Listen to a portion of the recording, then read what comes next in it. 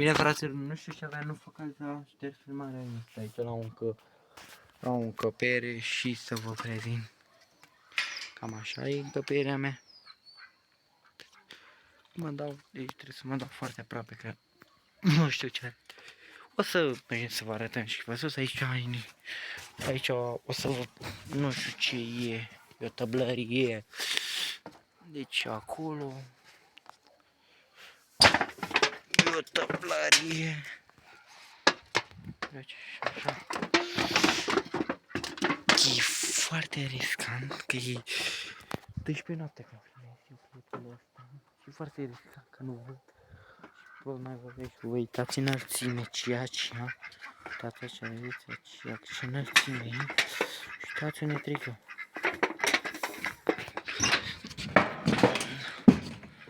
Cam aici e înălțimea. Aici e înălțimea mea. Cam așa e înălțimea. Ea care o urmată. Puteți să vede de ce e înălțimea. Puțină ziua de sus. Noaptea nu. Nu pot o părăsi, n-am pus că n-ați dat like, n-ați dat subscribe, n-ați dat abonat, n-ați dat nimic. Și cred că nu o să mă mai vedeți pe canalul de YouTube, o să vă uitați. Mă, la fel, când e prea iospa numai. Dar apare, dăm și nu dați. Dați și nu dați. Nu mai publici un este foarte riscant, uitați. Un lămâis. Mamina ta, lămâisul ăsta, mamina ta. Dar zărălele, acolo e luna.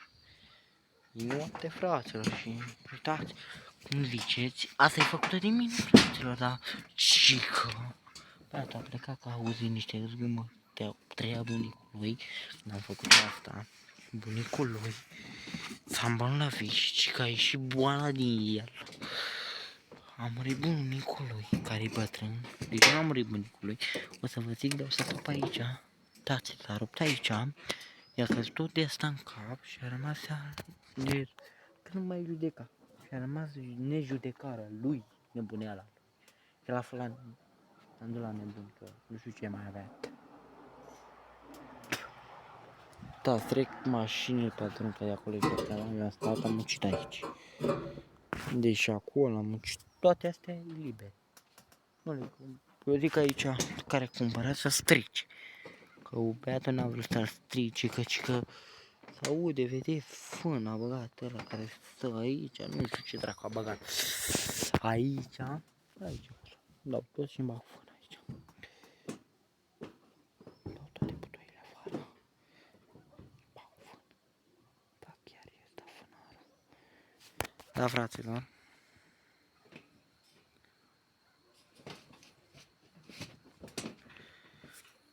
Da, asta e o legendă. Eu nu știu, fraților, legenda, mulți mi-ar zic. Tu știi legenda? Eu nu știu. Eu știu, dar nu pot să spun că nu mă las băiatul să fac publică, dați subscribe, dați abonare, mă. Aia cerul la băia voie să nu zică că intră aici fără aprobarea lui, las. Apoi trebuie să zic că e bătut din mult din mine. Deci aici plouă. Cred că o să, nu știu ce are, plouă, o să văd eu într-o zi, să dau asta jos. Că să mă zic ce plouă, dar... Băi, hai să facem o să mi la iubă nu prea mai nici ce să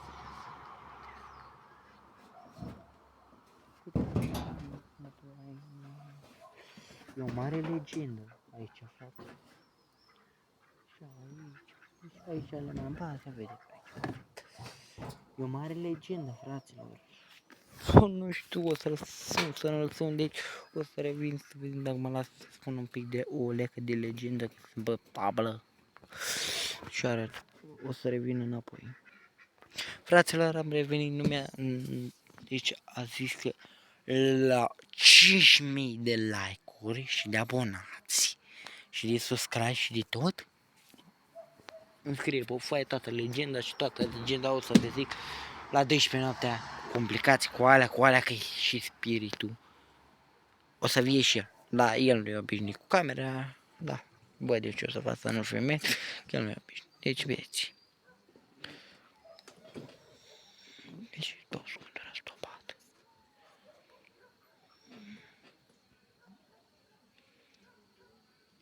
Nu ce.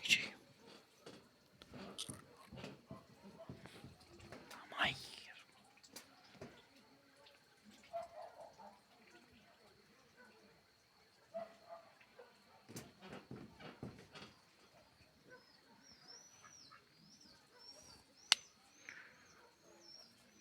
Da, fraților, cam aia să vă zic, o să ne dăm jos, că aș ploua mie să n-alunec, adică așa mi-a zis, nu o să zic legenda, serios, știu și eu, dar el știe mai mult că el a stat aici, el a pântămit când las bunica să i-a zis, mă, ieși afară, te rog eu să nu te sperii, nu mă sper, stau. Și asta cu el, te sperii că fac urât, cam unde aș muri și s-ar putea să te sperii. Bunicule, nu mă sperii, rămân cu tine. Bine, tată, rămâi cu mine, dar să nu te sperii, că mă supăr. Putem la plecat și te sperii. Mulți, așa mi-a zis. Deci m-am dat în tablă, m-am zis că e riscant, că ne putem dea tablă, veți, o mică. E puțin sânge și nu vreau să arătăm. Deci am uitat, atât, deci deci o să opresc, dacă m-am ținut rău, dacă fraților, țineți cont că vă dau, deci o să făi, nu era asta. Deci fraților, asta e făcut de mine. Vedeți că prior, dar și un topour am.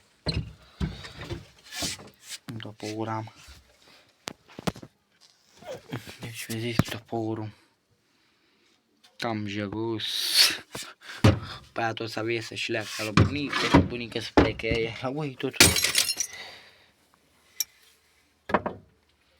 Fraților, am lăsat toporul să spargă un borcan, fraților. Deci, frate, cum am lăsat eu toporul? Cred că a rămas handicapatele lui bunica și nu știu de ce suferea. Fraților, dar cred că s-a spart. E pudre ce a fost. Ce dracu să aude, fraților? Ușa e închisă, deci vezi, ușa e închisă, deci așa stă și n-am cu ce să-mi cui.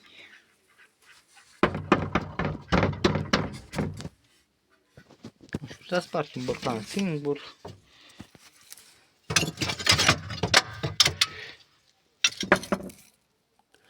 Fraților, am putut azurba, asta nu era lui. Alu bunica sau fraților, eu mă, fraților, vedeți-mi cum dracu să e, fraților, fratele vostru e aici.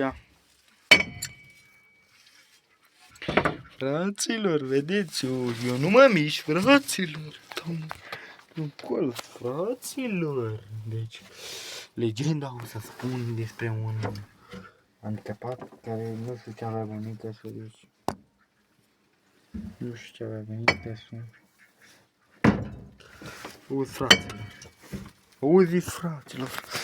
Auziți fraților, în borcanul ăsta să... Cred că se petrece ceva minunat, fraților. Fraților, auziți. Intru peste tine, fraților, o să revenim la voi, nu uitați să vă mănască, o să caut un pic aceea pe afară, o să chid like-ul și o să ne vedem cu partea a doua, la 12, noaptea, nimic aici, puțin sânge, nu nimic, vă plăc.